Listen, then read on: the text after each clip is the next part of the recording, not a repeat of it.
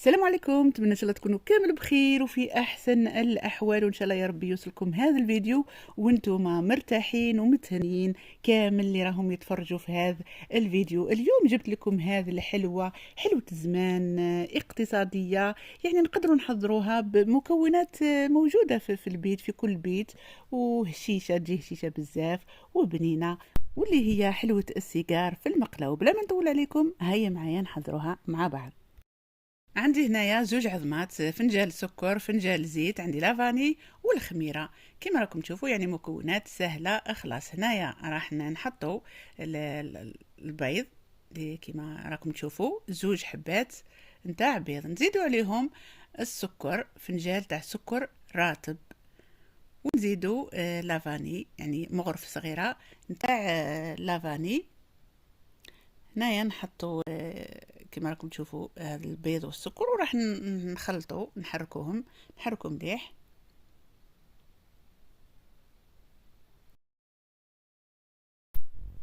ومن بعد راح نزيدوا الزيت، هذاك الفنجان تاع الزيت يعني حركوا، يعني فرغوا غير بشويه، وانتم تفرغوا الزيت وتحركوا حتى تخلط كامل وتتجانس كامل المواد مع بعض. هنايا راح نزيدوا لها الكاس تاع الفارينة، فرغوا غير شويه برك، حطوا شويه فارينة، ومن بعد نحطوا عليه الخميره، المغرف صغيره تاع قهوه يعني خميره ولا نص باكي. هنا كما راكم تشوفوا عندنا 5 غرامات نتاع الخميره الكيميائيه، وزيدوا هكذا حركوا، زيدوا بالفارينة غير بشويه، ما تحطوش الفارينة ضربه يعني ضربه واحده تجيكم العجينه يابسه. حطوا غير بشويه وحركوا حتى تعجن لكم الحلوه تاعكم، يعني حتى يتعجن تجي العجينه طريه ماشي يابسه.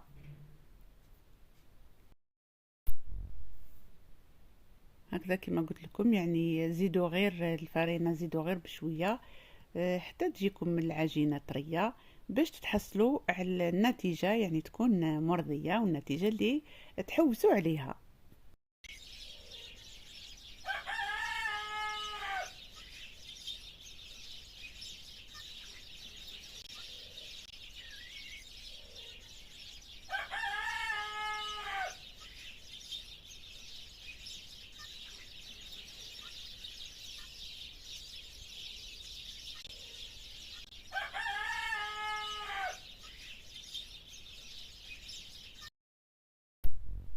وبعد ما تعجنت العجينة ورجعت هكذا كما راكم تشوفوا عجينة طرية، هكذا راح نديروا لها شوية تاع زيت نحطوها، يعني كما راكم تشوفوا هنايا نغطيو عليها، ما نخليوهاش ترتاح، يعني نخليوها ونروحوا مباشرة نحطوا المقلة تاعنا تسخن في الزيت في المقلة، ونخلي نحطوها تسخن، نديروها على نار هادئة، ونديروها هكذا كما راكم تشوفوا صبيعات، نديروها على شكل صبيعات ولا على شكل يعني حرابش هكا صغار، ونحطوهم في المقلة على نار هادئة. ما نقويولهاش، يعني ما نديروش نار قويه، على خاطر لو كان نحطوها في الزيت قويه راح تتحرق من برا، ومن داخل راح تبقى هكذاك مش طايبه. هكذا حتى نطيبوهم كامل.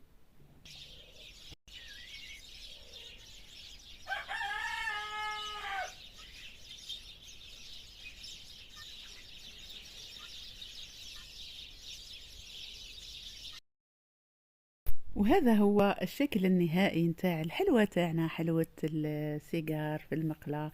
بعد ما قليناها في الزيت راح نحيوها، نخليوها تقطر من هذيك الزيت، ومن بعد نحطوها في العسيلة، يعني هذاك العسل خففناه بشوية تاع ما زهر، ومن بعد نزينوها، يعني نحطوها تتزين بالقفريت مرحي، ولا تقدروا حتى ديروا لها بالسكرات، تقدروا ديروها في المعجون مع القفريت مرحي، يعني الاختيار يرجع لكم كما تحبوا تزينوها وترافقوها بالقهوة تاع العشية، ولا مع لاتاي في سهرتكم. ونقول لكم صحة قهوتكم وصحة لمتكم مع حلوة الزمان. نتمنى الفيديو عجبكم والوصفة عجبتكم، وما تنسونيش بلي جيم تاعكم، بهذوك لي كومونتير تاعكم اللي نفرح بهم بالبزاف. ان شاء الله نشوفكم في فيديو واحد اخر ان شاء الله يا ربي. وكاين ناس اللي تحب هذيك الفقره تاع الامثال الشعبيه، ما نسيتكمش. نخليكم مع الامثال، نقول لكم يعطيكم الصحه على المتابعه. نتلاقاو ان شاء الله في فيديو واحد اخر. تهلاو في رواحكم، سلام. قالوا ناس زمان: ما تاكل الخبز حتى تعرف عجينته، وما تاكل اللحم حتى تعرف بهيمته، وما تعاشر بنادم حتى تعرف قيمته. وقالوا ناس بكري: اللي بغى يمشي يمشي، ربي هو كل شي. وقالوا ناس زمان: يا شاري النيف ما تساومش شحال، ويا قاصد الأصل ما يهمكش المال. ما تقولش فلان حبيب حتى تعرف الخصال، والوقت إذا فات ما يشدوه حبال، والريح إذا جاء ما يصدوه جبال. ما يسلك من الدنيا غير اللي شبع ونال. ناس بكري قالوا: الرحلة بحر والعوامة قلال، عيب الأرض في قلة المطر، وعيب الراجل في سكاته، واللي يحمل الذل موته خير من حياته. قالوا ناس زمان: كي تطيح الجمرة في يدك ما تكوينيش بها وانا غافل، مدها لي نشدها عليك. الكلب إذا عض اليد اللي طعماته أعرف باللي كاينة يد أخرى وكلاته. والراجل إذا نسى الأم اللي رباته أعرف باللي كاينة عقرب سام ما سقاته. اللي مكوي بكية مواليه ما تحرقوا كية البراني، واللي راحوا خلاك يجي نهار ويتمناك. واللي داتو الفهامة ترجعوا ندامة، والخداع يبقى خداع يعيا ويريب ساسو. والبصل يبقى بصل طول حياته ينغرس على راسو. كاين ناس تستاهل تنباس على الراس، وناس تستاهل الضرب بالمهراس.